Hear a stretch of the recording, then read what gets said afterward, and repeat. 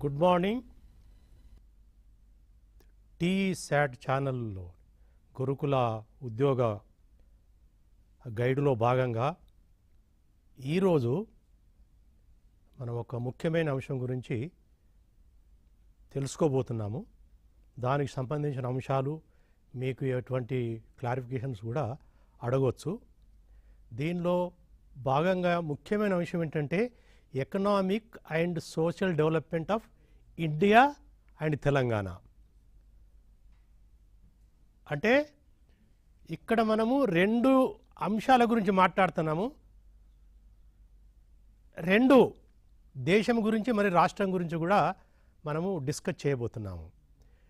రెండు అంశాలు ఏంటంటే ఇది economic development and social development. So ఇక ప్రాంతానికి వచ్చే వరకు మనం ఇండియా గురించి మరియు తెలంగాణ రాష్ట్రం గురించి ఈ ఎకనామిక్ డెవలప్మెంట్ ఎలా ఉన్నది, సోషల్ డెవలప్మెంట్ ఎలా ఉన్నది అనేది, ఇది ఆల్ ఇండియా లెవెల్లో ఎలా ఉంది, తర్వాత తెలంగాణలో ఎలా ఉన్నది అనేది మనం ఈరోజు ఓవర్వ్యూగా మనం డిస్కస్ చేయడం జరుగుతుంది. సో ముఖ్యంగా ఏంటంటే మనకు ముఖ్యమైన ప్రశ్న ఏంటంటే what do we mean by economic and social development, అంతే కదా.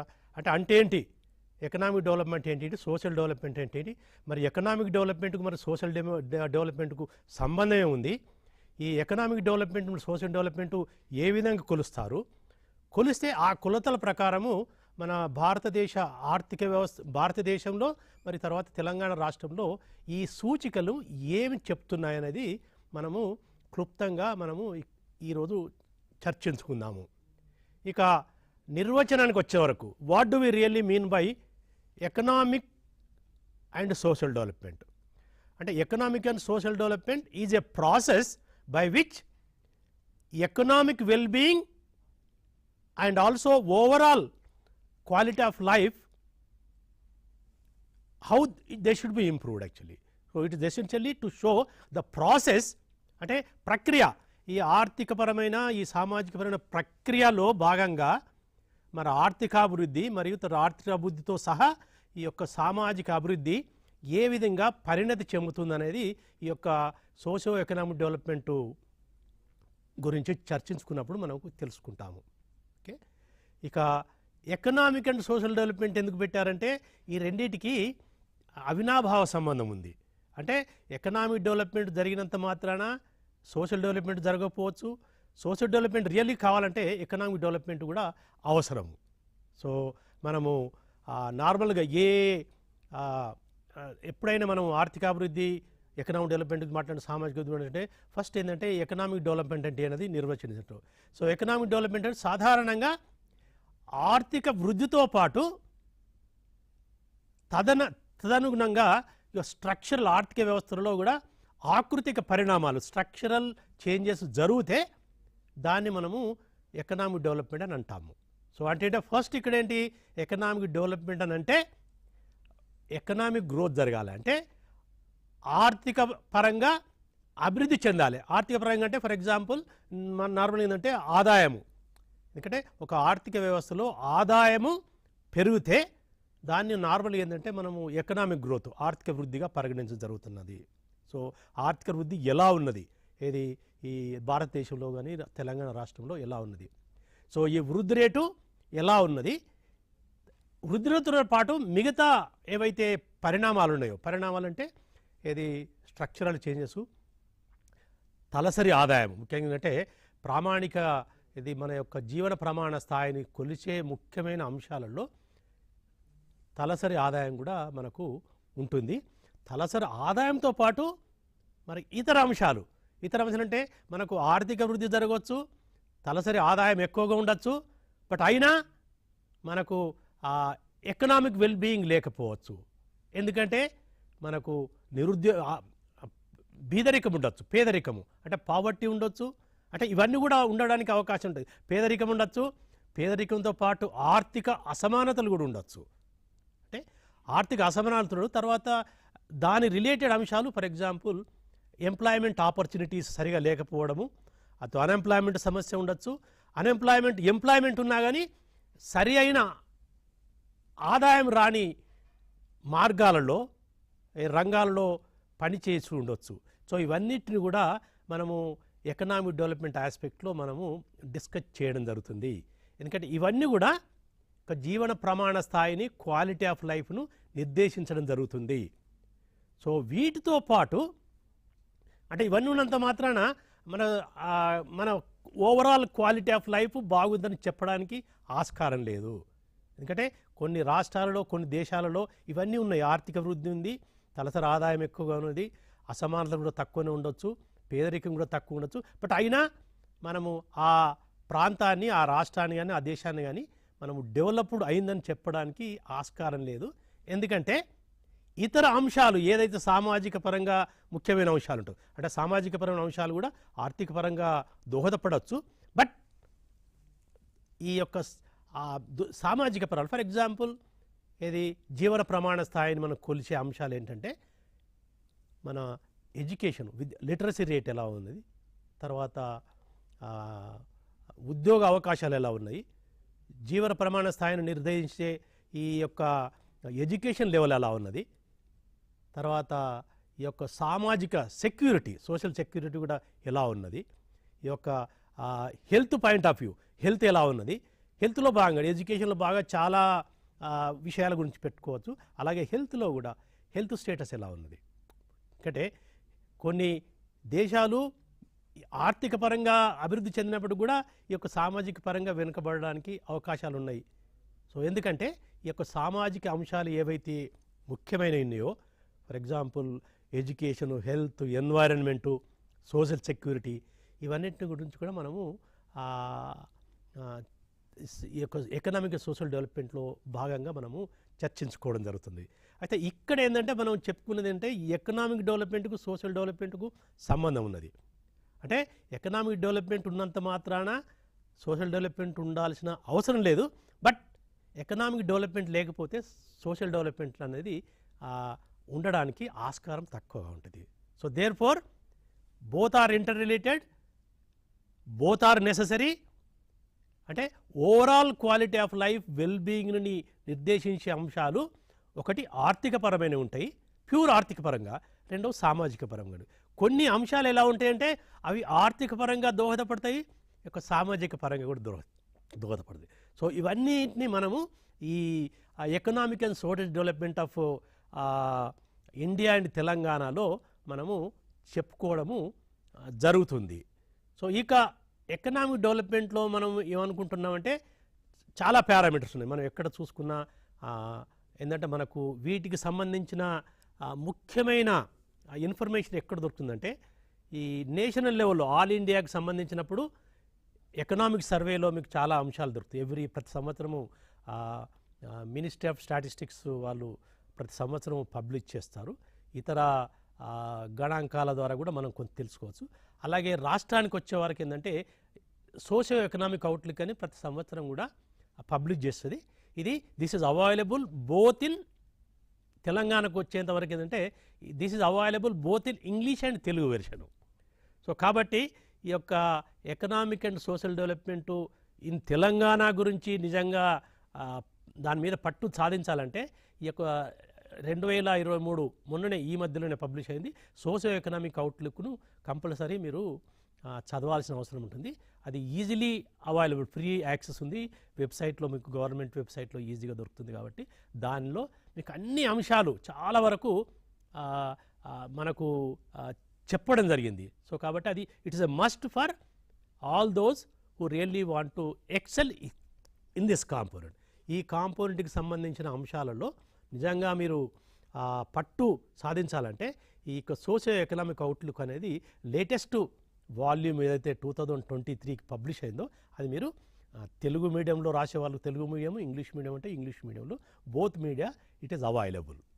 సో ఇక ఒక్కొక్క దాని గురించి పారామీటర్స్ ఎకనామిక్ డెవలప్మెంట్ను మరియు తర్వాత ఈ యొక్క మిగతా సామాజిక డెవలప్మెంట్ను కొలిచే సాధనాలు ఏంటి అంటే హౌ డూ యూ మెజర్, అంటే what are the parameters by which you can assess economic and social development.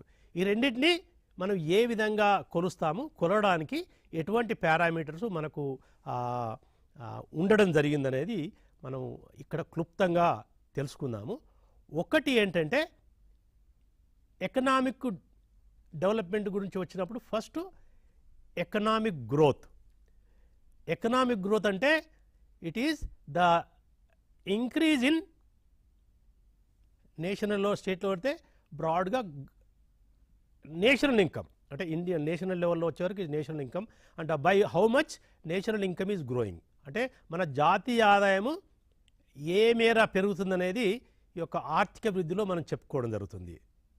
అలాగే స్టేట్ లెవెల్కి వచ్చే వరకు గ్రాస్ స్టేట్ డొమెస్టిక్ ప్రొడక్ట్ అంటారు. కొంత ఈ ఏవైతే కాన్సెప్ట్స్ ఉన్నాయో కొంత నేషనల్ లెవెల్కును స్టేట్ లెవెల్కి వచ్చేవరకు కొంచెం డిఫరెన్స్ ఉంది. But by and large they convey the same thing. National లెవెల్లో ఇది ఉంటుంది. ఇక్కడ స్టేట్ లెవెల్కి వచ్చారు JSDP. ఇవి ఎలా పెరుగుతూ వచ్చాయి, ఎలా మార్పు చెందుతూ వచ్చాయి అంటే ఫస్ట్ ఎసెన్షియల్ అంటే ఈ యొక్క ఆర్థిక మరియు సామాజిక అభివృద్ధి జరగాలంటే essential condition is that there should be economic growth అంటే ఆర్థిక వృద్ధి జరగాలి.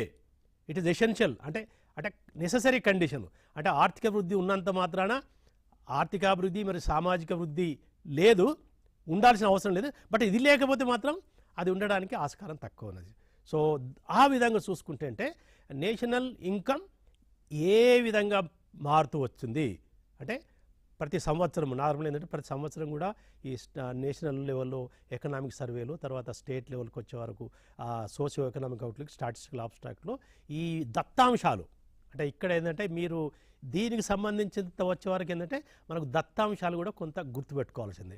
ముఖ్యమైన పారామీటర్కి సంబంధించింది అది నేషనల్ లెవెల్లో మరి స్టేట్ లెవెల్ ఏంటంటే statistics you should remember broad figures అంటే బట్ అంతటా ఫిగర్స్ ఉండకపోవచ్చు బట్ అక్కడక్కడ ఫిగర్స్ ఉంటాయి. మరి ఫిగర్స్ పై మనకు పట్టు ఉంటే ఏంటంటే దానికి సంబంధించిన ఆ ప్రశ్నలు వస్తే కూడా మనం రాయడానికి ఆస్కారం ఉంటుంది.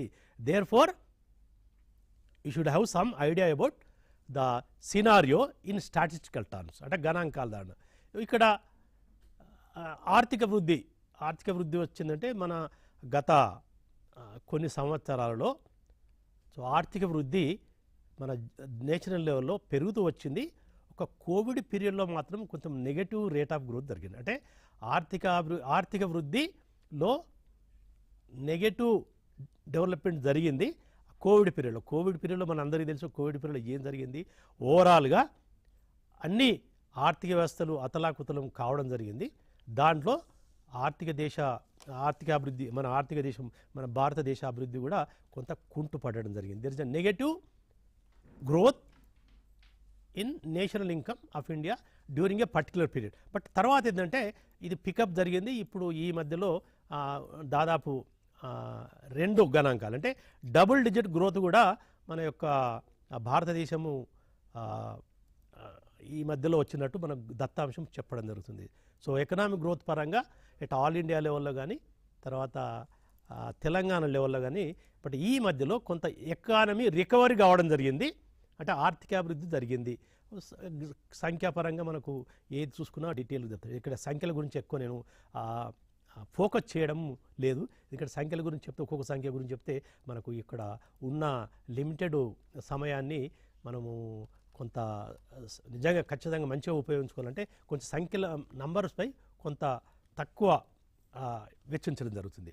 సో ఇక స్టేట్ లెవెల్కి వచ్చే వరకు ఆర్థిక వృద్ధి ఎలా ఉందంటే దగ్గర 15.6% లేటెస్ట్ స్టాటిస్టిక్స్ 2023 సోషియో ఎకనామిక్ ప్రకారం ఏంటంటే దాదాపు 15.6% అంటే దానిలో కొన్ని టెక్నికల్ టర్మ్స్ కూడా కరెంట్ ప్రైసెస్లో ఇది పెరిగినట్టు చాలా very high growth rate of economy అంటే మన ఆదాయము అంటే స్టేట్ డొమెస్టిక్ ప్రొడక్ట్ ఏదైతుందో అది గణనీయంగా పెరిగింది.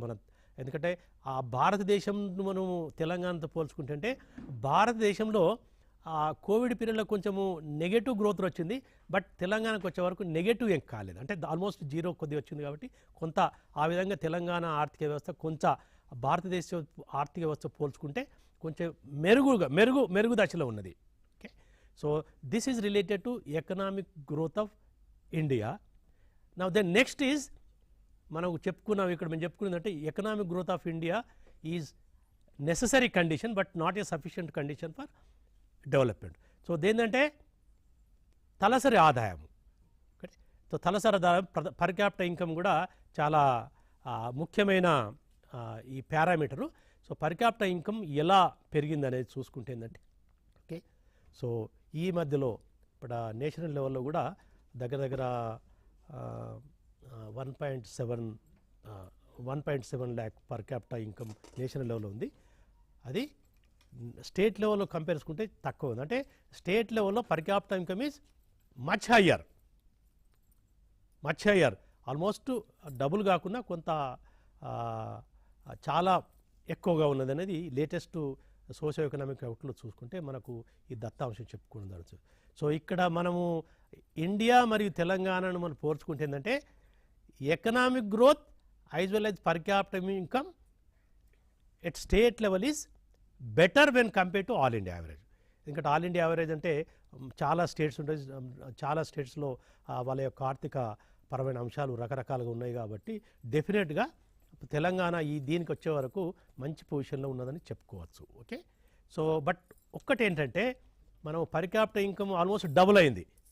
ఏది మనము ఈ మధ్యలో రిపీటెడ్గా మెన్షన్ చేస్తుంటే మనకు భారతదేశంతో పోల్చుకుంటే ఏంటంటే ఇట్ స్టేట్ లెవెల్లో ఇన్ ద లాస్ట్ 9 years ఏదైతే the per capital income of Telangana is doubled. So అది నేషనల్ లెవెల్లో కంటే చాలా ఎక్కువగా ఉన్నది మనము ఇక్కడ చెప్పుకోవచ్చు. ఇక తలసరి ఆదాయం ఏదైతే మనం ప్రామాణికంగా మనము చూస్తామో, బట్ ఒకటి ఏంటంటే తలసరి ఆదాయంలో కొంత మనం అప్పుడప్పుడు చెప్పుకుంటుంటే ఇట్స్ పర్ క్యాపిటల్ ఇన్కమ్ అంటే మనము national income divided by or state income divided by population కొలుస్తాము. అయితే ఏమంటే ఒక్కొక్కసారి ఏంటంటే తలసరి ఆదాయంగా మన ప్రమాణ స్థాయిని తెలియజేయకపోవచ్చు. సో దాని ఏంటంటే sometimes the per capital income conceals more than what it reveals.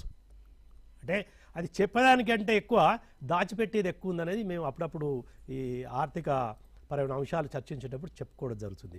ఇక నెక్స్ట్కి వచ్చేవరకు ఏంటంటే ముఖ్యంగా ఈ తలసరి ఆదాయంతో పాటు యొక్క అసమానతలు ఎలా ఉన్నాయి.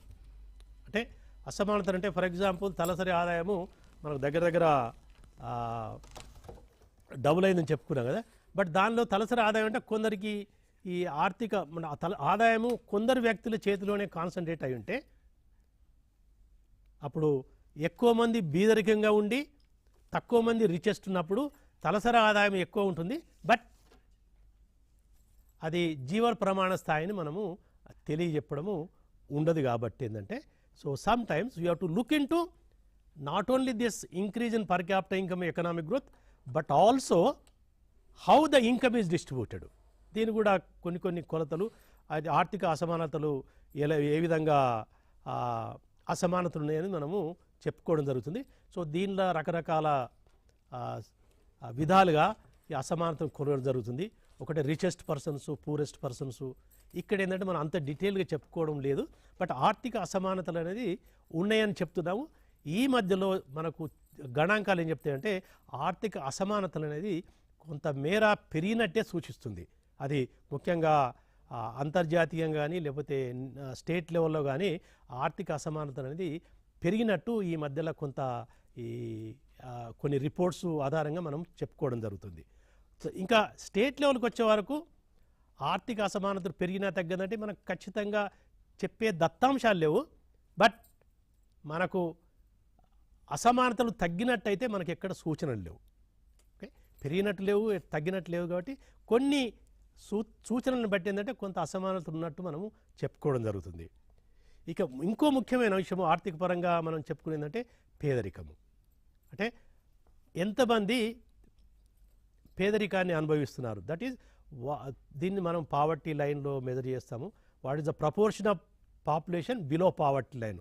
పావర్టీ లైన్ ఏంటంటే ఈ మధ్యలో లేటెస్ట్ స్టాటిస్టిక్స్ లేదు, దాని ప్రకారం 2015-16లో కానీ 2011-12 ఏదైతే ఉందో దాని ప్రకారం ఏంటంటే మన భారతదేశంలో కానీ రాష్ట్రంలో కానీ పేదరికం ఇంకా ఉన్నది, చాలా పెద్ద మొత్తంలో ఉంది. About 25% of population at national level and that of course rural to urban variation ఉంది. ఇట్ ఈస్ దేర్ బట్ ఈ మధ్యలో మనం ఏంటంటే మనకు MPI మల్టిపుల్ పావర్టీ డిప్రెషన్ గురించి ఈ మధ్యలో ఒక రిపోర్టు నీతి ఆయోగ్ రిపోర్ట్ చేసింది. దాంట్లో ఏంటంటే అన్ని ఆర్థికపరమైన మరియు సామాజికపరమైన అంశాలను క్రోడీకరించి ఈ యొక్క డిప్రైవేషన్ ఎలా ఉన్నదనేది రిపోర్ట్ తీసుకొని రావడం జరిగింది. సో దాని ప్రకారం ఏంటంటే మనం అంతర్జాతీయంగా మన జాతీయంగా మరి రాష్ట్రాలలో పోల్చుకుందంటే ఇంకా మనకు డిప్రైవేషన్ అనేది ఎక్కువ లెవెల్లో ఉన్నట్టు మనకు గణాంకాలు చెప్తుంది. నేషనల్ లెవెల్లో కానీ మన గ్లోబల్ లెవెల్లో కానీ, అంటే మన దేశం లెవెల్లో కూడా the deprivation is very serious. Okay, ఇప్పుడు స్టేట్ లెవెల్లో కూడా దాని గురించి ఎక్కువ, ఎందుకంటే అది మల్టిపుల్ డిప్రైవేషన్ ఇండెక్స్ కన్స్ట్రక్ట్ చేయడానికి రకరకాల ఇండికేటర్ని తీసుకోవడం జరిగింది. దాని మెథడాలజీ పెద్దగా ఉంటుంది. దాని గురించి ఇక్కడ మనం అంత మనం డెప్త్గా పోవాల్సిన అవసరం లేదు. బట్ దాని ప్రకారం ఏంటంటే మన తెలంగాణ పొజిషను దాదాపు 18 అది ఉన్నట్టు నాకు 18 పొజిషన్ అంటే ముఖ్యంగా రాష్ట్రాలలో 18 అంటే చాలా ఎక్కువగా ఉన్నట్టు. ముఖ్యంగా కొన్ని రాష్ట్రాలు, ముఖ్యంగా కేరళ అటువంటి రాష్ట్రాలు మల్టిపుల్ డిప్రైవేషన్లో తక్కువ ఉన్నది, డిప్రైవేషన్ తక్కువ ఉంది. మన దానిలో మరీ ఎక్కువ కాకుండా బట్ ఉన్నట్టయితే చూపించింది. కొన్ని బీహార్ అటువంటి రాష్ట్రాలు బాగా వెనుకబడి ఉన్నాయనేది మల్టిపుల్ డిప్రెషన్ ఇండెక్స్ కూడా మనకు తెలియజేస్తుంది. ఒకవేళ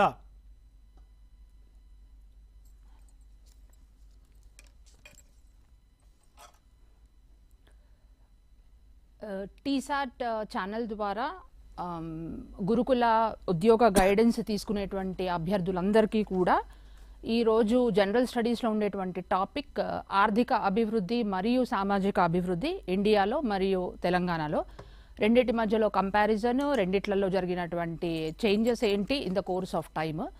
సరే, I welcome you all. And before that I'm doctor Pavani, subject expert from government city college. నాతో పాటు మా గురువు గారు డాక్టర్ Siva Reddy గారు ఉన్నారు, from retired professor from Osmania university of department of economics. And before actually going to any kind of discussion on economic and social development pertaining to India and Telangana, sir, as a part of the discussion, Indian economy gurinchi development process gurinchi cheppetappudu last 75 years nunchi jarugutunnatuvanti process of development ni manam pariganloki teeskuntamu. Telangana being a newly formed state, recent ga born అయినటువంటి state కాబట్టి last 10 years లో వచ్చినటువంటి అభివృద్ధి ఎలా ఉంది, సామాజిక అభివృద్ధి ఎలా ఉంది, ఆర్థిక అభివృద్ధి ఎలా ఉంది అనేటువంటి అంశాల గురించినటువంటిది మనం ఇక్కడ ప్రస్తావించుకుంటున్నాము.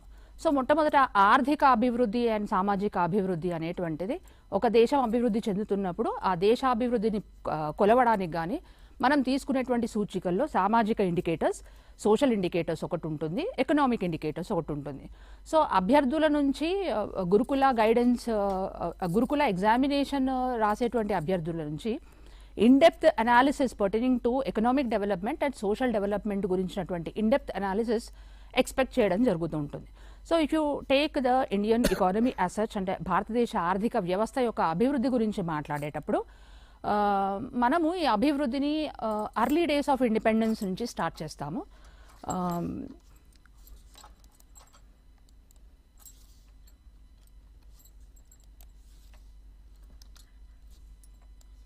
సో ఎర్లీ డేస్ ఆఫ్ ఇండిపెండెన్స్లో వీ హ్యాడ్ ఇండియన్ ఎకానమీ, భారతదేశ ఆర్థిక వ్యవస్థలో రకరకాల సమస్యలు ఉన్నాయి. ఆల్మోస్ట్ 250 years మనకి మన భారతదేశాన్ని పరిపాలించినటువంటి బ్రిటిషర్స్ కేవలం ఇండియన్ ఎకానమీని వాళ్ళ కంట్రీ యొక్క డెవలప్మెంట్ కోసం కాలనీగా మార్చడం జరిగింది. And they have given importance only to few aspects, like the most important thing is raw material production ఒకటి అని చెప్పేసి అన్నారు.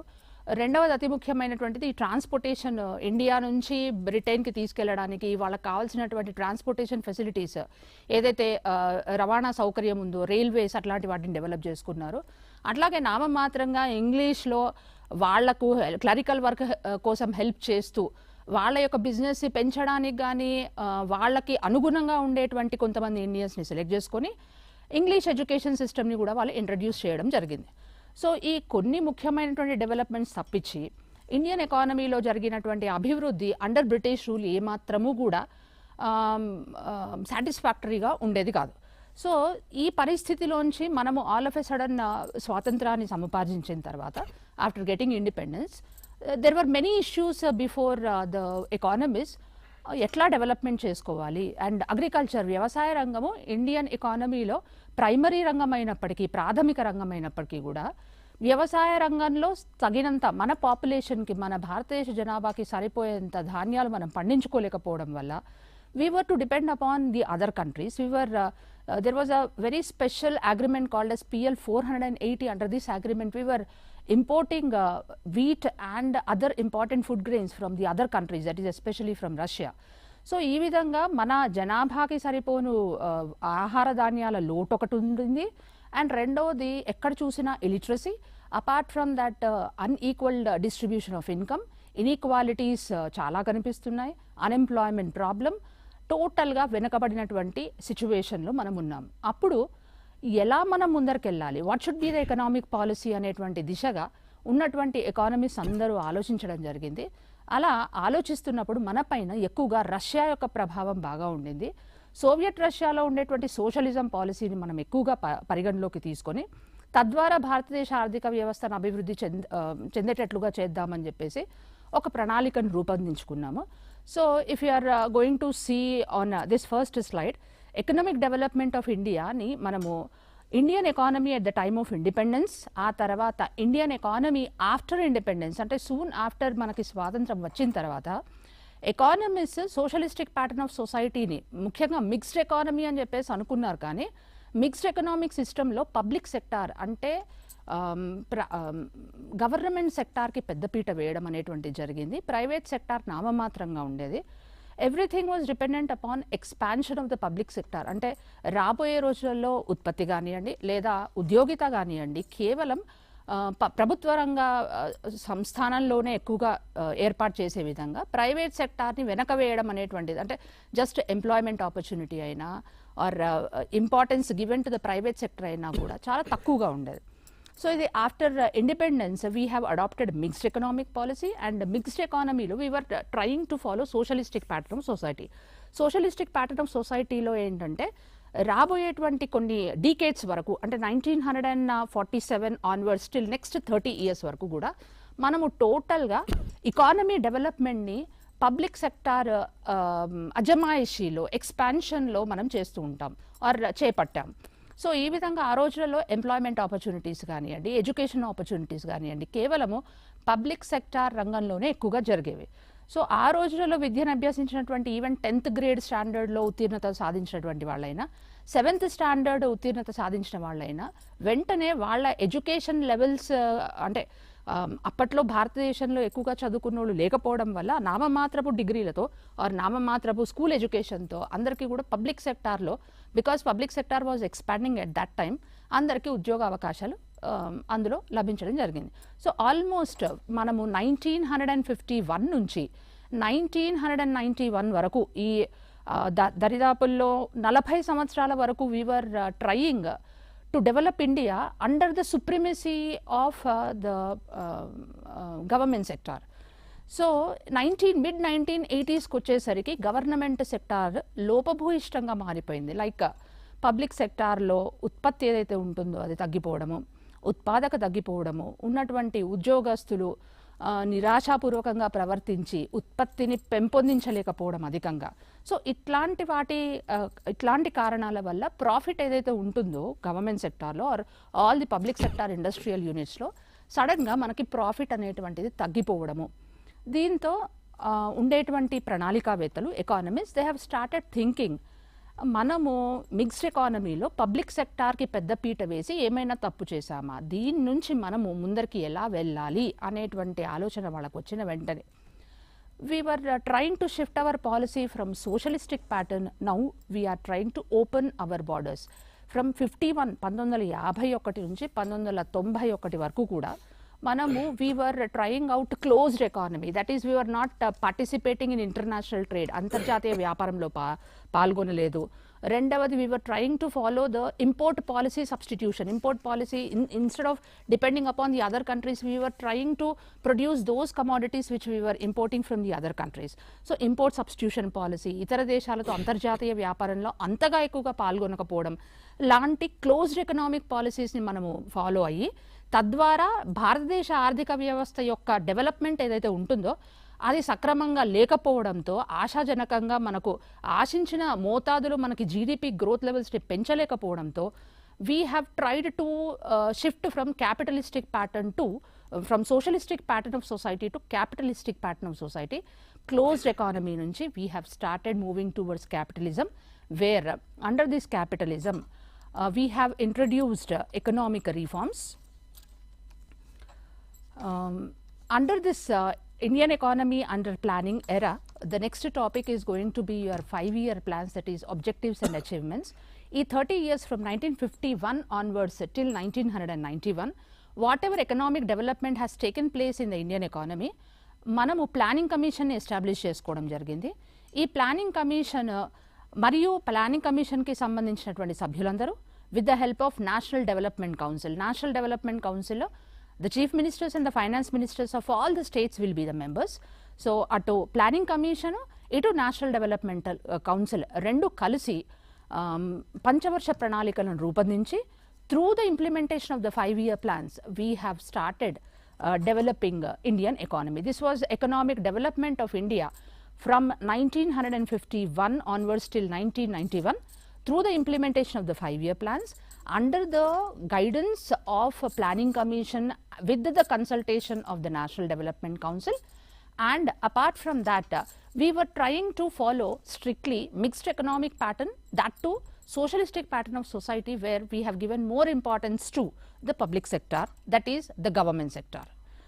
Then we have the next one, economic reforms. Economic development of India రెండవ దశలో మనము 1991లో క్యాపిటలిజం అనేటువంటి ఒక కొత్త పాలసీని మనము ఇంప్లిమెంట్ చేద్దామని చెప్పేసి అనుకున్నాము. క్యాపిటలిస్టిక్ పాలసీలో ఉండేటువంటి అతి ముఖ్యమైనటువంటి అంశాలు, ఇన్నాళ్ళు కూడా ప్రభుత్వ రంగం అనేటువంటిది ప్రభుత్వం తన చొరవను చూపించేది ప్రతి విషయంలో, ముఖ్యంగా ఆర్థిక విషయాలలో, ఆర్థిక విషయాలు ఉత్పత్తికి సంబంధించినటువంటిది, ఉద్యోగితకు సంబంధించినటువంటివి, సర్వీస్ సెక్టార్కి సంబంధించినటువంటి పాలసీస్, అగ్రికల్చరల్కి సంబంధించిన పాలసీస్, ఇండస్ట్రియల్ పాలసీస్, ఏ పాలసీని తీసుకున్నా కూడా ప్రభుత్వం అనేటువంటిది government use to interfere a lot in those policies. But from 1991 onwards, when we have started introducing economic reforms, ఆర్థిక ఆర్థిక సంస్కరణలు, economic reforms, liberalisation, privatisation and globalisation. So ఈ 3 ఫార్మ్స్లో ఏవైతే మనం ఎకనామిక్ రిఫార్మ్స్ స్టార్ట్ చేసుకున్నామో బై మీన్స్ ఆఫ్ క్యాపిటలిజం అనేటువంటిది, ఇక్కడ ప్రైవేట్ రంగానికి ఎక్కువగా ప్రాధాన్యత ఇవ్వడం జరిగింది. ప్రతి వస్తువు యొక్క ధరను ఇప్పుడు అటు market demand and market supply కలిసి నిర్ణయిస్తాయి. ధర నిర్ణయంలో ప్రభుత్వం తన చొరవని ఏమాత్రం చూపించదు. కానీ కొన్ని ముఖ్యమైనటువంటి రంగాలు లైక్ డిఫెన్స్ అండ్ ఇతరత్ర కొన్ని రంగాలు ఏవైతే కీలకమైనటువంటి రంగాలు ఉంటాయో అక్కడ ప్రభుత్వం తన చొరవను చూపిస్తుంది. Almost 95 to 98% of the commodities are now going to be freely produced at the will of the market. And another most important thing is that ఇన్నాళ్ళు క్లోజ్డ్ ఎకానమీగా మనం పనిచేసాము.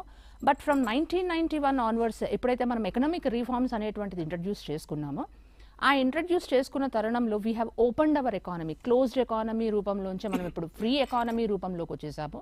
ఫ్రీ ఎకానమీ అంటే we have opened the barriers to trade. ఇంతకుముందు ఏముండేవి, like tariff barriers ఉండేవి, కోటాస్ ఉండేవి, ఆంక్షలు ఉండేవి. ఇట్లాంటి ఆంక్షలన్నింటినీ మనం ఎత్తేసి టోటల్గా మన బార్డర్స్ని ఓపెన్ చేసేసి we have invited the other countries to participate in the economic system. Under this, we have the liberalization, privatization, globalization. Liberalization totally ప్రైవేటీకరణ ఒకటి, సరళీకరణ ఒకటి, మరియు globalization in the sense that now we are not a single entity or separate entity, we are a part of the globe. Now India has become a small village kind of thing in the entire globe. This is called as globalization, where there is going to be free entry of goods and free exit of the goods both from India and the rest of the world. Then ఈ కాలంలో 1991 నుంచి 2000 ఈ కాలంలో మనము 8th 5-year ప్లాన్ని కూడా రూపొందించుకొని implement చేయడం జరిగింది. ఇక్కడ 8th 5-year ప్లాన్ అనేటువంటి దాని గురించి మనము ఎక్కువగా ఎందుకు చెప్పుకోవాలంటే 8th 5-year ప్లాన్ అనేటువంటిది ముఖ్యంగా వెల్ఫేర్ ఎకనామిక్స్లో అమర్త్య సేన్ గారు నోబెల్ ప్రైజ్ని పొందినటువంటి ఆ తరుణంలో ఈ హ్యూమన్ రీసోర్సెస్కి ఎక్కువగా ఇంపార్టెన్స్ ఇచ్చినటువంటి అమర్త్య సేన్ ఒక ఇజం ద్వారా ప్రభావితం చెంది మనము ఈ 8th 5-year ప్లాన్ అనేటువంటిది మనం రూపొందించుకోవడం జరిగింది, అమలు చేసుకోవడం జరిగింది. So right from the 8th 5-year plan, what happened, how the 8th 5-year plan is different from the other plans is that till the 7th 5-year plan there was a concept that population is a burden on the part of each and every economy. అంటే జనాభాని ఒక burden లాగా చూసేటువంటి ప్రతి country కూడా ఎప్పుడైతే అమర్త్య సేన్ ఈ పాపులేషన్ని human రీసోర్సెస్గా ఉపయోగించుకోమని చెప్పారో ఈ హ్యూమన్ రీసోర్సెస్లో ఆ రీసోర్సెస్ని చాకచక్యంగా వాళ్ళ యొక్క స్కిల్ని పెంపొందించడానికి వాళ్ళకి మంచి హెల్త్ని ప్రొవైడ్ చేయమని చెప్పారు, అట్లాగే వాళ్ళకి మంచి న్యూట్రిషియస్ ఫుడ్ని ఇవ్వమని చెప్పారు. ఇలా రకరకాల కేపబిలిటీస్ని పెంచుకుంటూ హ్యూమన్ రీసోర్సెస్ని బాగా డెవలప్ చేసేసి ఆ హ్యూమన్ రీసోర్సెస్ని డెవలప్మెంట్లో ముఖ్య పాత్ర పోషించే విధంగా చేయాలని చెప్పేసి అమర్త్య సేన్ గారు చెప్పడం జరిగింది. తద్వారా human resource development and capabilities approach has come into existence and 8th 5-year plan has diverted all the resources towards the development of skill and enhancement of the capabilities of the human resources. So till now under Indian economy we have seen that 3 important parts. First part was India at the time of independence ఎలా ఉండింది, soon after that independence నుంచి 1991 వరకు ఎట్లాంటి మనం planning కమిషన్ని ఉపయోగించుకొని ఎలా మనము అభివృద్ధిని సాధించడానికి ప్రయత్నం చేశాము. సో మూడో దశలో 1991లో కొన్ని కారణాల చేత ఎకనామిక్ రిఫార్మ్స్ని మనము ఫ్రేమ్ చేసుకొని ఇంప్లిమెంట్ చేయడం జరిగింది. ఎకనామిక్ రిఫార్మ్స్ ఇంప్లిమెంట్ అవుతున్నటువంటి తరుణంలో మనం 8th 5-year ప్లాన్ వరకు వచ్చి ఉన్నాము, ఎక్కడ 2000 వరకు. So I will now take a break pertaining to the Indian economy and simultaneously ఈ గత 10 yearsలలో తెలంగాణ ఎకానమీ ఏదైతే అభివృద్ధి సాధించిందో అతి చిన్న age when compared with the age of the Indian economy sir Shiva Reddy sir. So Telangana economy ఈ 10 years పీరియడ్లో కాకుండా 2014 నుంచి మనం టోటల్గా ఈ దశాబ్ది కాలాన్ని మనం 2 partsగా మనం విభజించుకొని ఫస్ట్ 5 yearsలలో తెలంగాణ ఎట్లా ఉండింది, ఎట్లాంటి పరిస్థితుల్లో ఉంది, ఎకనామిక్ డెవలప్మెంట్ ఎలా ప్రాసెస్ అయ్యింది కాస్త చెప్పండి సార్. ఓకే, మనకు ఇంతవరకు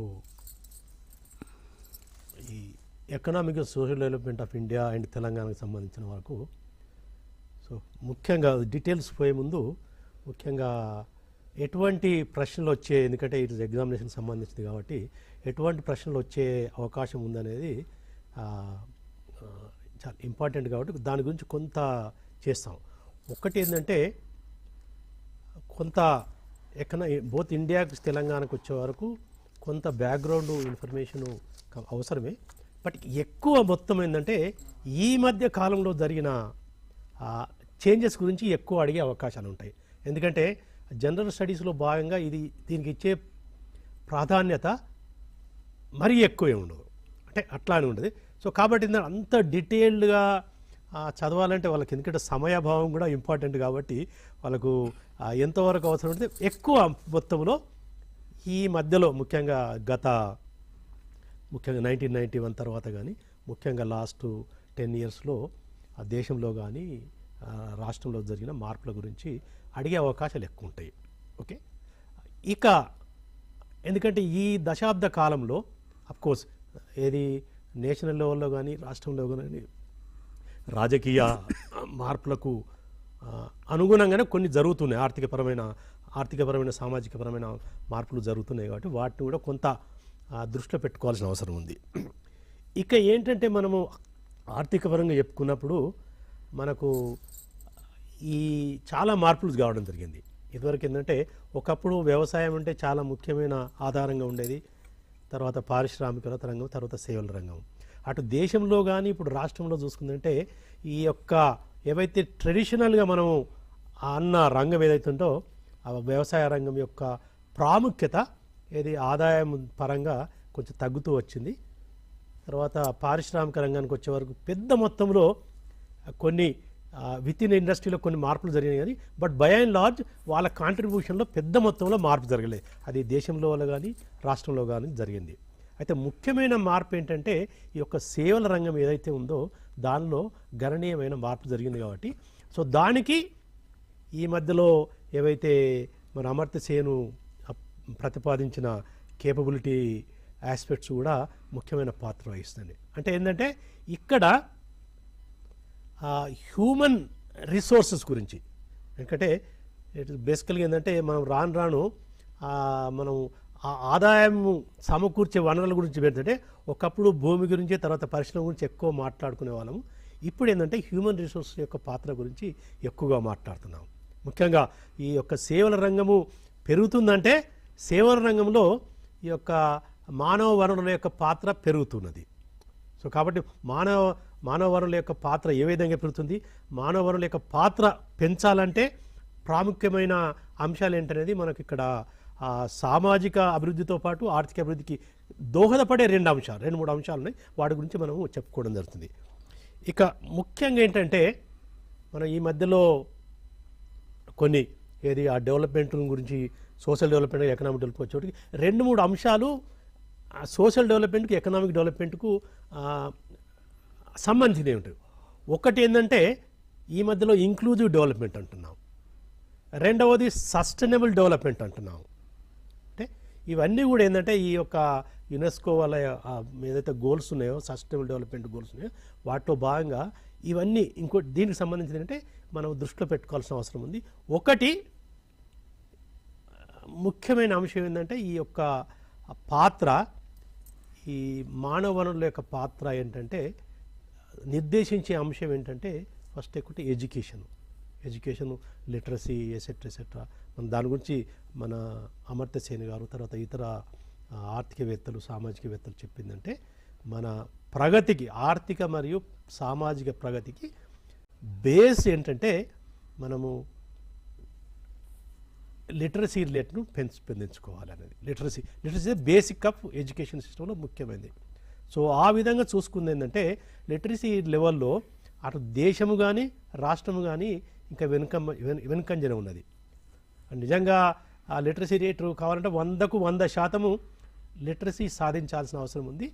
బట్ ఇంకా మనము నేషనల్ లెవెల్లో కొంత ఎక్కువ ఉన్నది, రాష్ట్రం లెవెల్లో 65.34% అక్షరాస్యత శాస్త్రం ఉంది, దేశంలో కొంత ఎక్కువ ఉన్నది. సో ఆ విధంగా తెలంగాణ రాష్ట్రం యొక్క లిటరసీ రేట్ కంటే దేశంలో లిటరసీ రేట్ కొద్దిగా ఎక్కువ ఉన్నది.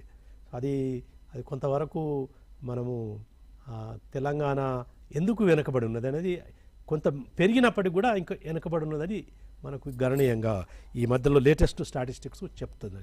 ఓకే, లిటరసీ రేట్ ఎందుకంటే అది ఆర్థిక మరియు డెమోక్రటిక్ సిస్టంలో అది ముఖ్యమైన పాత్ర వహిస్తుంది. అంటే డైరెక్ట్గా మనకు అభివృద్ధికి దోహదపడవచ్చు, బట్ పరోక్షంగా ఆర్థిక అభివృద్ధికి, సామాజిక ఏదైతే దోహదపడే కారకాలు వాటిని అన్నిటికీ కూడా పరోక్షంగా దోహదపడుతుంది. కాబట్టి లిటరసీ అండ్ ఎడ్యుకేషన్ అనేది చాలా ఇంపార్టెంట్.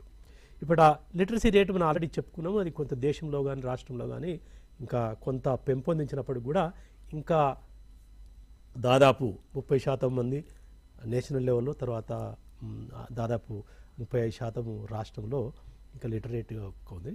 సో యూత్లో అంటే ఇప్పుడు యంగ్లో ఎందుకంటే మనం ముసలి వాళ్ళను ఎడ్యుకేట్ చేయడం అనేది కొంత కష్టం కాబట్టి at least young generation literacy rate ఎలా ఉందంటే కొంతవరకు డెవలప్మెంట్ పాజిటివ్గా ఉన్నది. బట్ ఇంకా 100% రావడానికి ఇంకా సమయం పట్టే అవకాశం ఉంది. కాబట్టి దానికి ఎడ్యుకేషన్ సిస్టమ్ను బాగా పెంపొందించాలి. ఎడ్యుకేషన్ సిస్టమ్కి వచ్చే వరకు మనకు ఇప్పటికీ కూడా కొంత ప్రైవేటు రంగం యొక్క పాత్ర కొంత ఉన్నప్పటికీ కూడా ప్రభుత్వం యొక్క పాత్ర ఇంకా గణనీయంగా ఉన్నది. బట్ ఏమవుతుందంటే రాను ఈ యొక్క ప్రభుత్వం యొక్క పాత్ర తగ్గుతూ ప్రైవేట్ రంగం యొక్క పాత్ర పెరగడం కారణం ఏంటంటే మన ప్రభుత్వ రంగంలో ఉన్న విద్యా వ్యవస్థ అనేది కొంత సముచితంగా లేదనేది. కొంత అంటే why preferring private sector, why we are sending our children to private sector, because the quality of education etc. it is not up to the mark in the public sector. So కాబట్టి ఏంటంటే ఈ యొక్క పబ్లిక్ సెక్టార్లో నాణ్యమైన విద్య అందించాలంటే ఏవైతే అవసరమో అవి అనుకున్న రీతిలో లేవు, అనుకున్న నిష్పత్తిలో లేవు. దానికి ఫర్ ఎగ్జాంపుల్ ఒక ఎడ్యుకేషన్ సిస్టమ్ ఏంటంటే నాకు ఇన్ఫ్రాస్ట్రక్చర్ ఉండాలి, తర్వాత టీచర్స్ ఉండాలి, దానికి సరైన వాతావరణం ఉండాలి. ఇవన్నిటి పరంగా చూస్తుందంటే మన విద్యా వ్యవస్థ అటు దేశంలో కానీ రాష్ట్రంలో కానీ కొంత పురోగమించినప్పుడు కూడా ఇంకా ఫార్ ఫ్రమ్ సాటిస్ఫాక్టరీ. సో ముఖ్యంగా సంఖ్యాపరంగా ఈ మధ్యలో చాలా డిస్కషన్ జరిగింది. నేషనల్ ఎడ్యుకేషన్ పాలసీలో కూడా ఇదే రిపీటెడ్ పాయింట్అవుట్ చేశాము. బట్ సంఖ్యాపరంగా మనము గణనీయమైన అభివృద్ధి సంధించాము. అంటే సంఖ్యాపరంగా అంటే ఆల్మోస్ట్ లిటరసీ రేటు అప్పుడు 1950s చూసుకుంటే ఆల్మోస్ట్ మోర్ దాన్ డబుల్కి వచ్చింది. తర్వాత ఎన్రోల్మెంట్ రేషియో ఏదైతే పిల్లలు ఆల్మోస్ట్ 100% పిల్లలు బడికి వెళ్తున్నారు. ఏదైతే రైట్ టు ఎడ్యుకేషన్ యాక్ట్ ప్రకారము 6 to 14 స్కూల్కి పోవాలంటే దాదాపు 90 ఆల్మోస్ట్ కొంత తగ్గితే. బట్ బై అండ్ లార్జ్ ఏంటంటే సంఖ్యాపరంగా మనకు ఈ 100% దగ్గరలో ఉన్నాము. సో కాబట్టి సంఖ్యాపరంగా లేదు. బట్ ఒక్కటి ఏంటంటే సంఖ్య ఉన్నంత మాత్రం సరిపోదు. ఇట్స్ ఎట్ నాణ్యత అనేది చాలా ఇంపార్టెంట్ సమస్యగా మారింది. ఎందుకంటే మనం విద్యా వ్యవస్థలో కాలేజెస్ స్కూల్స్ పెంచుకుంటూ పోయినాము, టీచర్స్ పెంచుకుపోయినాము.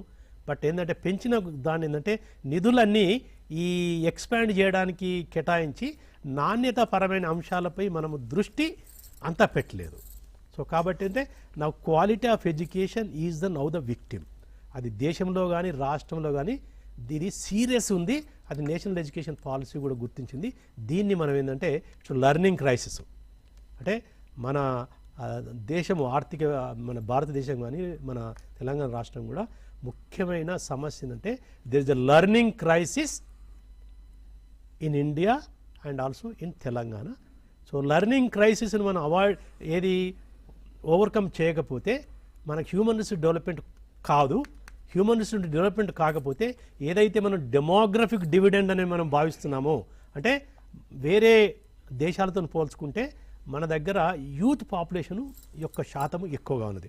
దాదాపు 50% మనము యూత్ ఉన్నదంటే అంటే మనం యువతరాన్ని కనుక మనం సరి అయిన మార్గంలో పెట్టి తద్వారా అభివృద్ధికి, అది సామాజిక అభివృద్ధి కానీ ఆర్థిక అభివృద్ధికి కానీ మనము ఉపయోగించుకుంటే మొత్తం overall quality of life of India and Telangana is going to be tremendous. But దానికి తగ్గట్టు ఇప్పుడు లేదు. సో లేదు, ఎందుకంటే విద్యా వ్యవస్థలో కొన్ని లోపాలు ఉన్నాయి. సో లెర్నింగ్ క్రైసిస్ని మనం చేయాలి. లెర్నింగ్ క్రైసిస్ ఏంటి? మనకు ఈ మధ్యలో ఒక నోబెల్ లారెట్ చెప్పింది ఏంటంటే దాదాపు పిల్లల యొక్క బ్రెయిన్ 75 to 80% 8 సంవత్సరాలు వచ్చేవారికే, అంటే 8 సంవత్సరాలు వచ్చేవారికే మన యొక్క పిల్లల యొక్క మెంటల్ డెవలప్మెంట్ జరుగుతుంది.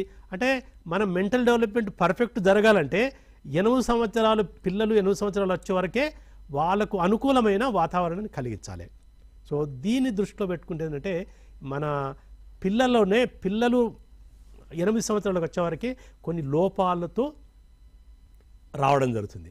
సో ఈ మధ్యలో ఏది న్యూట్రిషనల్ స్టేటస్ గురించి ఈ మధ్యలో లేటెస్ట్ రిపోర్ట్ ప్రకారం ఏంటంటే దాదాపు అటు సంఖ్యాపరంగా చూస్తే చాలామంది పిల్లలు ఏది పౌష్టికాహార లోపము, ఏది దాన్ని స్టంటింగ్, వేస్టింగ్, డెంటింగ్ రకరకాల పదాలతో పిలుతుంటే అంటే గ్రోత్ అనేది ఏది బాడీ మాస్ ఇండెక్స్ ప్రకారం కొలిసినా ఏ విధంగా కొలిసినా అంటే బట్ ద గ్రోత్ అనేది అనుకున్నంతలో లేదు. సో ఇది వెరీ వెరీ ఇంపార్టెంట్. ఎందుకంటే ఈ యొక్క రేపు మన యొక్క భవిష్యత్తు నిర్దేశించే అంశము ఈ హ్యూమన్ రిసోర్స్ డెవలప్మెంట్ అనుకున్నప్పుడు మన యొక్క పిల్లలను యొక్క న్యూట్రిషన్ స్థాయిని పెద్ద మొత్తంలో పెంచాల్సిన అవసరం ఉంది. ఆ దిశగా చూసుకుంటే అంటే మనము చాలా వెనుకబడి ఉన్నాము. లేటెస్ట్ స్టాటిస్టిక్స్ కూడా 2020-21లో చూసుకుంటే అది ఫిజికల్ క్వాలిటీ ఆఫ్ లైఫ్లో కూడా కొంత మన మల్టిపుల్ డిప్రెషన్ ఇండెక్స్లో కూడా కొంత చెప్పినట్టు కనబడింది. బట్ లేటెస్ట్ స్టేట్స్ ఇది నేషనల్ ఇన్స్టిట్యూట్ ఆఫ్ ఎన్ఐ సర్వేలో మనకు ఖచ్చితంగా కనబడేందంటే ఇది very very important. So first ఏంటంటే మన యొక్క ఈ హ్యూమన్ రిసోర్స్ డెవలప్మెంట్ చేయాలంటే ఫస్ట్ మనం ఆ స్టేజ్లోనే మనం స్టార్ట్ చేయాలి. ఫౌండేషన్ స్టేజ్ అంటే పిల్లవాడు పుట్టినప్పటి నుంచే, ఈవెన్ పుట్టకముందు అంటే మెటర్నల్ మన ప్రెగ్నెన్సీ మదర్స్కి కూడా వాళ్లకు పౌష్టికాహారము అందించాలి, వాళ్ళను సరి అయిన వాతావరణంలో పెంచాలనేది చాలా ముఖ్యము. సో ఆ విధంగా పేదరికం ఎక్కువగా ఉన్నది కాబట్టి చాలామంది అటువంటి వాతావరణంలో పెరగడం లేదు కాబట్టి పుట్టే పిల్లలు కూడా కొంత లోపాలతో పుడుతున్నారు. అది చాలా ఇంపార్టెంట్. ఒక్కసారి మెంటల్ రిటార్డేషన్ వస్తే it's very difficult to overcome that. So మన ఫ్యూచర్ని దృష్టిలో పెట్టుకుంటే ఇది వెరీ వెరీ ఇంపార్టెంట్ కాబట్టి అక్కడ ఒకటి స్టార్ట్ చేయాలి. ఓకే, ఇంకా రెండవ విషయం ఏంటంటే నేను దీని గురించి పౌష్టికాహారం లోపం రకరకాల ఏది మెటర్నల్ హెల్త్ తర్వాత ఇన్ఫాంట్ మోర్టాలిటీ, ఈ తర్వాత రకరకాల ఏవైతే సామాజిక డెవలప్మెంట్లో భాగంగా ఆర్థిక డెవలప్మెంట్ బాగా వస్తాయో ఎడ్యుకేషన్ హెల్త్ మీద చాలా ఇంపార్టెంట్ ఫోకస్ చేయాలి. ఈ రెండు రంగాల్లో మన దేశంలో కానీ ముఖ్యంగా తెలంగాణ రాష్ట్రంలో కొంత రిలేటివ్ పొజిషన్ అనేది చాలా వెనుకబడినది. ఈ రెండింటిపై దృష్టి సారిస్తే డెఫినెట్గా అవకాశాలు ఉన్నాయి.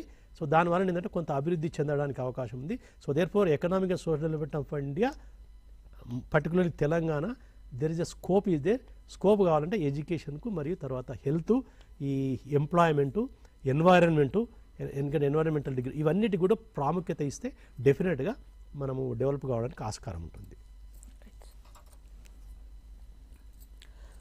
To continue with Indian economy development, I'll just wind up and come to the important questions which are expected to be asked in Udyoga, Gurukula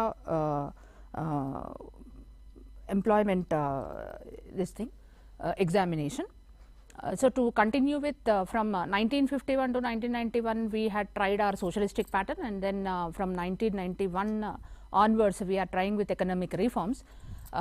If you see the slide, Indian economy in the post economic reforms period, that is 2000 onwards, ante liberalization, privatization, globalization start chesin tarvata manaku foreign direct investment, foreign institutional investments and ఇతర దేశాల నుంచి రకరకాల వస్తువులు మనము దిగుమతి చేసుకోవడము, దీంతో మన ఉత్పాదకత శక్తి పెంచుకోవడము and awareness pertaining to the development process going on in the other countries, ఇవన్నిటి గురించినటువంటి కంప్లీట్ ఇన్ఫర్మేషన్ వచ్చిన తర్వాత we also started trying to compete internationally. And we have thought that the planning commission has to come to an end, because planning commission తో కూడినటువంటి అంటే planning ని మనం introduce చేసిన తర్వాత కూడా గ్రాస్ డొమెస్టిక్ ప్రోడక్ట్ ని చూసుకున్నా, గ్రోత్ రేట్ ని చూసుకున్నా, నేషనల్ ఇన్కమ్ ని చూసుకున్నా, పర్ క్యాపిటా ఇన్కమ్ ని చూసుకున్నా, ఇట్లాంటివన్నీ ఎకనామిక్ ఇండికేటర్స్ లో మనం ఇంకా వెనకబడి ఉండడం అనేటువంటిది గమనించి ప్లానింగ్ కమిషన్ ని మనము రద్దు చేయడం జరిగింది. Before we have eradicated or lapsed this planning commission, we have tried the last 5-year plan, that is 12th 5-year plan. In the examination there is a possibility of asking about the characteristic features of the 12th 5-year plan, and 12th 5-year plan lo introduce చేసినటువంటి కొత్త అంశము inclusive growth. అంతకుముందు human resource development and human capability approach అప్పుడు 1995-96 ఆ ప్రాంతంలో అమర్త్య సేన్ గారి welfare economics సందర్భంలో we have started giving importance to two important things, that is health and education. Apart from that, women empowerment was the new concept which has come into existence into the development process of Indian economy.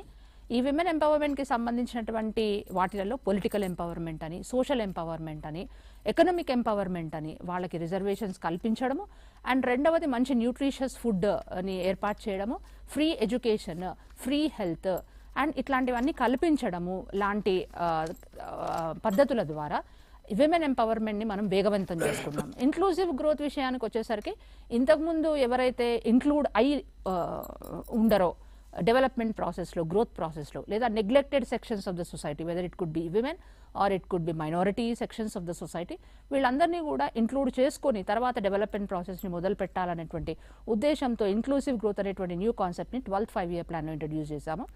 తర్వాత for the purpose of increasing cooperative federalism, అంటే సెంటర్కి స్టేట్స్కి మధ్యలో చక్కటి అనుసంధానాన్ని ఏర్పాటు చేసుకొని తద్వారా complete cooperation state governments all states నుంచి తీసుకొని చక్కటి ప్రణాళికాబద్ధమైనటువంటి కొత్త పాలసీస్ని రూపొందించి ఫర్ ద డెవలప్మెంట్ ఆఫ్ ఇండియాని ఇంట్రడ్యూస్ చేసుకోవడానికి నీతి Aayog, national institute for transforming India అనేటువంటి ఒక కొత్త సంస్థని మనం ఏర్పాటు చేసుకున్నాము. And under Niti Ayog, we do not have any 5-year plans, but still we will be framing different plans annually for the purpose of focusing on different issues of the development process of Indian economy. Next important thing is right now we are celebrating the 75 years of independence of Indian economy. Next possible question that is going to be asked is about contemporary Indian economy after 75 years of independence. Indian economy lo మూడు భాగాలు, ఏ economy లో అయినా మూడు భాగాలు ఉంటాయి. Agricultural economy, that is a primary economy if it is a developing economy. If it is a developed economy like America or whatever it may be, there either the industrial sector or the service sector is going to act as a primary sector. So agricultural sector, industrial sector, service sector లో growth ఎలా ఉంది, growth in the sense మొత్తం gross domestic ప్రోడక్ట్లోకి agricultural sector యొక్క contribution ఎంత ఉంది, industrial sector యొక్క contribution ఎంత ఉంది, సర్వీస్ సెక్టార్ యొక్క కంట్రిబ్యూషన్ ఎంత ఉంది, అలాగే ఎంప్లాయ్మెంట్ ఆపర్చునిటీస్ అగ్రికల్చరల్ సెక్టార్ ఎక్కువ మోతాదులో ఇస్తుందా, ఇండస్ట్రియల్ సెక్టార్ ఎక్కువ మోతాదులో ఇస్తుందా, సర్వీస్ సెక్టార్ ఎక్కువ మోతాదులో ఇస్తుందా అనేటువంటి సంపూర్ణమైనటువంటి అనాలిసిస్కి సంబంధించినటువంటి questions contemporary Indian economy after 75 years of independence అడగడానికి ఛాన్స్ ఉంటుంది. అట్లానే we have Indian economy during the Covid time, and I think during the COVID pandemic, which was never expected, Indian economy is one of the best performing economy, because agriculture is such an occupation which can be taken up without any kind of human అంటే human beings దగ్గరగా ఉండి ముందరికి నడిపించాల్సినటువంటి productivity agricultural సెక్టార్లో ఉండదు. కాబట్టి usually during the pandemic time we have opened our agricultural sector for the purpose of increasing production. Under this process, I think Telangana was the most successful economy which has introduced agriculture and which has opened this agriculture. So అట్లాంటి questions అడిగే అవకాశం ఉంటుంది. Economic development of ఇండియాలో indicators national income, per capital income, GDP growth rate, Indian sectoral growth rates, occupational structure of India, ఇట్లాంటి రకరకాల economic indicators గురించి అడిగే chance ఉంటుంది. అట్లానే సోషల్ డెవలప్మెంట్ విషయానికి వస్తే సోషల్ డెవలప్మెంట్లో ఎంప్లాయ్మెంట్ ఆపర్చునిటీస్ పెరిగాయా తగ్గాయా, లిటరసీ లెవెల్ అప్పుడు ఎలా ఉంది ఇప్పుడు ఎలా ఉంది బోత్ తెలంగాణ అండ్ ఇండియన్ ఎకానమీలో, గవర్నెన్స్ అంటే గవర్నమెంట్ వెల్ఫేర్ పాలసీస్ ఎలా చేస్తున్నారు, ఎడ్యుకేషన్ పెరిగిందా తగ్గిందా, ఇన్ఫాంట్ మోర్టాలిటీ అంటే మెటర్నల్ మోర్టాలిటీ ఒకటి, then we have the child mortality ఒకటి, ఇవన్నిట్లలో వచ్చినటువంటి మార్పులేంటి, democracy, civil rights and political rights human బీయింగ్స్కి ఆ కంట్రీలో ఇస్తున్నారా లేదా, ఇవన్నీ కూడా సోషల్ ఇండికేటర్స్లో అతి ముఖ్యమైన. లైఫ్ ఎక్స్పెక్టేషన్ ఇస్ వన్, అంటే ఎప్పటి వరకు జీవిస్తారు, the quality type of life that the human beings are going to lead, it depends upon the development. As development increases, life expectancy also increases, gender equality, quality of life, poverty పెరిగిందా తగ్గిందా, infant mortality, democracy, ఇట్లాంటి రకరకాల social indicators గురించినటువంటి contemporary statistical డేటాని మీ దగ్గర నుంచి ఆశిస్తూ questions frame చేసి అడిగేటువంటి అవకాశం ఉంటుంది. So I think I'll hand over to Shiva Reddy sir to conclude. So ఈ సెక్షన్కి సంబంధించినంత వరకు 2-3 రకాల ప్రశ్నలు రావచ్చు. ఒకటి ఏంటంటే ప్యూర్లీ స్టాటిస్టిక్స్ బేస్డ్, అంటే జస్ట్ స్టాటిస్టిక్స్, అది ఇండియాకు సంబంధించింది కానీ లేకపోతే తెలంగాణకు సంబంధించింది కానీ, what is the literacy rate కానీ ఏదన్నా కొంచెం సంఖ్య జస్ట్ అంటే దాన్ని మీరు డైరెక్ట్గా రాయొచ్చు. రెండవ ఏంటంటే పోల్చడము, ఎందుకంటే ఇండియా అండ్ తెలంగాణ వచ్చే వరకు నార్మల్గా ఇండియాలో తెలంగాణకు రిలేటివ్గా ఎలా ఉన్నది, what is the relative position, ఎందుకంటే తెలంగాణ స్టేట్కి వచ్చే వరకు what is the relative position, ఇది తెలంగాణ రాష్ట్రంలో ఎక్కువ ఉందా తక్కువ ఉందా, రెండవది. మూడవది ఏంటంటే ఇన్ఫర్మేషన్, ఈ సంఖ్య ఆధారంగా క్వశ్చన్స్, జనరల్ క్వశ్చన్ అంటే వీటి సంఖ్య ఆధారంగా మనము క్వశ్చన్స్ ఉంటాయి, వాటిలో మనము చదివి అవగాహన పరుచుకొని దానికి సంబంధించిన ఆ క్వశ్చన్ జరిగితే వానికి ఆన్సర్ చేయడానికి అవకాశం ఉంటుంది. ఎందుకంటే ఇవన్నీ ఖచ్చితంగా మనం ఇలా అలా అని చెప్పలేము, బట్ అన్ని రకాలు ఉండడానికి ఆస్కారం ఉంటుంది. సో ఇక ఓవరాల్గా వచ్చే వరకు ఏంటంటే మీకు 2 డాక్యుమెంట్స్, ఒకటి నేషనల్కి వచ్చే వరకు ఎకనామిక్ సర్వే, స్టేట్ లెవెల్కి వచ్చే వరకు సోషియో ఎకనామిక్ అవుట్లుక్. ఆ కాంటెంట్స్ చూసుకుంటే కాంటెంట్స్లో మీకు ఎకనామిక్ ఆస్పెక్ట్స్, సోషల్ ఆస్పెక్ట్ చాలా వరకు కవర్ అవుతాయి. సో అవన్నిటి కనుక మనము చూసుకొని ఉంటే, సో వాటిపై అవగాహన వస్తుందంటే మనము సంఖ్యాపరంగా వచ్చే ఆన్సర్స్ కానీ లేకపోతే విధానపరంగా వచ్చే, ఎందుకంటే సంఖ్యాపరంగా ఒకటి విధానపరంగా ముఖ్యంగా what is the policy towards education కానీ, what is the policy towards education, health, sustainable development, వీటికి విధానాలు ఏంటి అనేది వాటికి నేషనల్ లెవెల్ కానీ స్టేట్ లెవెల్లో కూడా మీరు కొంత అవగాహన ఉంటే మీరు ఖచ్చితంగా ఈ సెక్షన్కి సంబంధించిన క్వశ్చన్స్ ఆన్సర్ చేయరు, తద్వారా దానికి సంబంధించిన ఫుల్ మార్క్స్ రావడానికి కూడా ఆస్కారం ఉంటుంది. So all the best then. Through the platform of the TSAT, I wish all the best to the candidates who are taking up the Gurukula examination, and I wish you good luck in the coming examination, which is scheduled to be held on August 1st, 2023. And apart from that, I request all the students to be thorough with different kinds of magazines like India Today, Competition Success Review, and definitely the newspaper, especially editorials of Hindu, which are going to be highly helpful to you to take up and be successful in different competitive examinations. Thank you.